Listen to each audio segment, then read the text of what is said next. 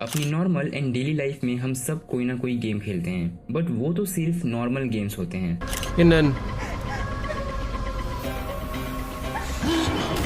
लेकिन प्लेट को रखते ही वो आ जाती है और मेरे छुपने का रास्ता भी बंद कर देती है। और ये कर दिया।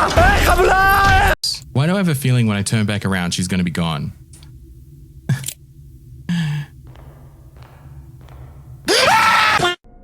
और मुझे पता है कि आप लोगों के भी बहुत से अच्छे और फेवरेट गेम्स होंगे जिन्हें आप खेलना पसंद करते हैं, बट क्या आप लोगों ने कुछ ऐसे गेम्स के बारे में सुना है जो आपको हैप्पीनेस की जगह एक ऐसे ट्रॉमा तक ले जाए जिसके बाद आप उस गेम को खेलना ही बंद कर दो। मुझे पता है आपने ऐसे गेम्स के बारे में जरूर सुना होगा, बट क्या आप उनके पीछे के राज और उनकी स्टोरीज को जानते हैं? तो आज की वीडियो में हम कुछ ऐसे ही गेम्स के बारे में बात करेंगे, लेकिन वीडियो को शुरू करने से पहले बेटर ऑडियो एक्सपीरियंस के लिए प्लीज ईयरफोन या हेडफोन को पहन लीजिए। और हाँ, अगर आप वीडियोस को देखते हैं तो प्लीज चैनल को सब्सक्राइब भी कर लिया करें।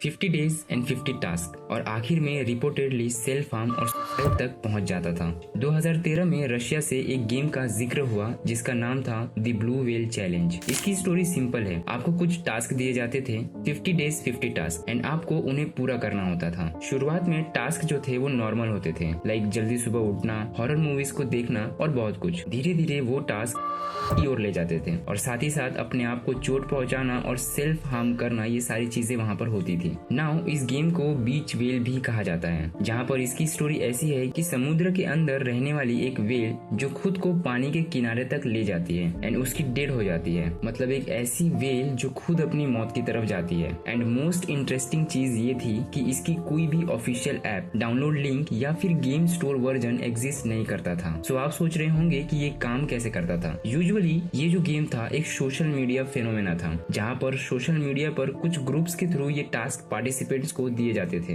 नॉर्मली इसमें 12 से लेकर 14 साल के बच्चे मोस्टली पार्टिसिपेट होते थे एंड उन्हें एक ग्रुप का एडमिनिस्ट्रेटर 50 डेज में 50 टास्क देता था। पहले कुछ दिनों में हार्मलेस टास्क दिए जाते थे एंड देन वो टास्क धीरे धीरे सेल्फ हार्म तक पहुंच जाते थे एंड लास्ट जो टास्क होता था वो सुसाइड का होता था। अब यहाँ पर जितनी भी चीजें हैं वो मैं नहीं कह रहा हूँ। आर्टिकल्स के अकॉर्डिंग पार्टिसिपेंट्स को अपने एक्शंस का फोटो या मैसेज एडमिनिस्ट्रेटर को भेजना पड़ता था। ये चेन पीयर प्रेशर और मैनिपुलेशन का काम करता था। सो जब इन्वेस्टिगेशन हुई तो कुछ ग्रुप सामने आए, like F57, F58 and F59 और साथ ही साथ VK groups. VK is nothing but ये एक रशिया का Facebook type social media platform है, जहाँ पर लोग ग्रुप्स और चैट्स के थ्रू कनेक्ट होते हैं। ये वही जगह है जहाँ से so called blue whale groups चले थे। नवंबर 2015 में रशिया में एक टीनेजर रेनाटा कैम्बोलिना ने अपनी सेल्फी पोस्ट की जिसमें कैप्शन लिखा था nya.bye एंड बाद में उसने सुसाइड कर लिया। इसके बाद social media platform and forums में स्टोरी सर्कुलेट होने लगी। अप्रैल 2016 में जर्नलिस्ट गैलिना मर्सेलियवा ने रिपोर्ट किया कि F57 ग्रुप ने 130 टीन्स को सुसाइड के लिए इंसाइट किया, लेकिन इन्वेस्टिगेशन ने ये प्रूव नहीं किया कि कोई सुसाइड ऑफिशियली गेम से लिंक था। और भी कंट्रीज शामिल थे इसमें। एंड हाँ, जब मैंने भी इस गेम के बारे में सुना था तो मैंने भी इसे सर्च किया था, लाइक 2017 और 18 के दौरान। बट सच कहूँ तो ये सारी चीजें बकवास थी और ये गेम बिल्कुल भी एग्जिस्ट नहीं करता। ऑफ कोर्स क्योंकि ये चैट्स के थ्रू सर्कुलेट हुई थी और इसका कोई भी डाउनलोड लिंक या फिर गेम स्टोर वर्जन अवेलेबल नहीं है। 2015 YouTube पर एक चैनल ने ऐसा गेम प्ले वीडियो अपलोड किया जिसमें ना कोई मिशन था, ना कोई स्टोरी और ना ही कोई एंडिंग, बस अंधेरा और लंबा सा कॉरिडोर था। स्क्रीन फ्लैश होती हुई कुछ डिस्टर्बिंग इमेजेस थी। लोगों ने कहा कि ये गेम डायरेक्टली डार्क वेब से आया है।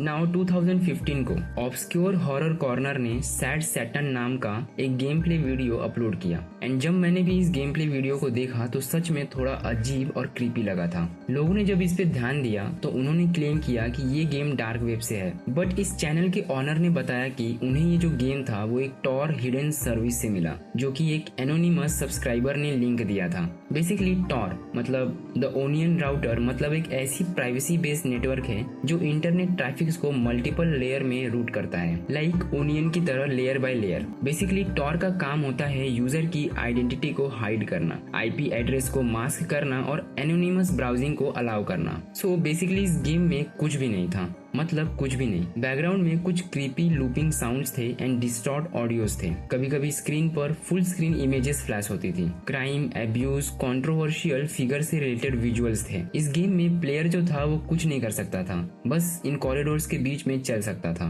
एंड देन इस गेम के लास्ट में एक गोस्टली चाइल्ड प्लेयर को फॉलो करता है। उन दोनों का कांटेक्ट होता है, डैमेज मिलता है और एन इनएविटेबल डेथ हो जाती है और फिर वहां पर गेम ओवर हो जाता है। एंड जब इस गेम की क्लिप्स यूट्यूब पर वायरल हुई, देन बड़े कंटेंट क्रिएटर्स ने इस गेम पे रिएक्शन भी दिया, स्ट्रीम्स किए और जाहिर सी बात है कि कॉपी वर्जन्स भी बने। बट आई डोंट नो, लेकिन शायद इस गेम का रियल वर्जन एग्जिस्ट नहीं करता अब।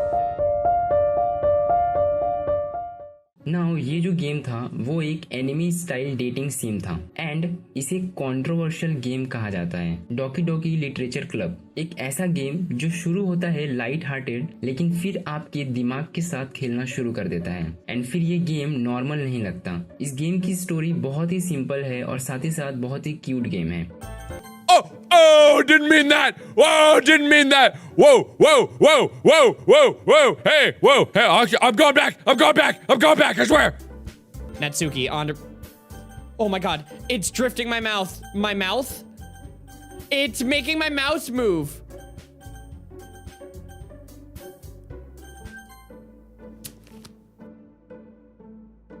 बट इसमें तुम्हारा प्रोटोगोनिस्ट जो कि हाई स्कूल का स्टूडेंट है, अपनी बेस्ट फ्रेंड सायोरी के इंसिस्टेंस पे लिटरेचर क्लब ज्वाइन करता है। यहाँ तुम इंटरेक्ट करते हो Sayori, Yuri, Natsuki and club president Monika के साथ। पहली जो इंप्रेशन होती है वो cute poems, cupcakes, school festival, बस एक नॉर्मल विजुअल्स नोवेल। देखो मैंने इस गेम को खेला तो नहीं है, बाकी बहुत से यूट्यूबर्स ने इस गेम को खेल रखा है। तुम यूट्यूब पर जाकर उनके रिएक्शंस को देख सकते हो। बट आर्टिकल्स के अकॉर्डिंग मैं आपको बता रहा हूँ कि जैसे ही गेम आगे बढ़ता है चीजें वियर्ड और डिस्टर्बिंग हो जाती हैं। सायोरी के पोएम्स सडनली मॉर्बिड हो जाते हैं, बार बार रिपीट होते हुए सिर्फ get out of my head type lines आने लगती हैं। तुम्हारे चॉइसेस से कोई फर्क नहीं पड़ता और फिर सायोरी खुद को हैंग कर लेती है एंड बाद में ये शॉकिंग ट्विस्ट तुम्हें गेम के मेन मेन्यू में वापस भेज देता है। पुरानी सेव्स फाइल को डिलीट कर देता है। अब तुम यहाँ पर स्टार्ट करते हो लेकिन सायोरी गायब है और बाकी कैरेक्टर्स उसे याद भी नहीं करते। गेम का रियल हॉरर यहीं स्टार्ट होता है। मोनिका जो है वो इनिशियली सपोर्टिंग कैरेक्टर थी और वो रिवील करती है कि वो सेल्फ अवेयर है, मतलब वो जानती है कि तुम रियल हो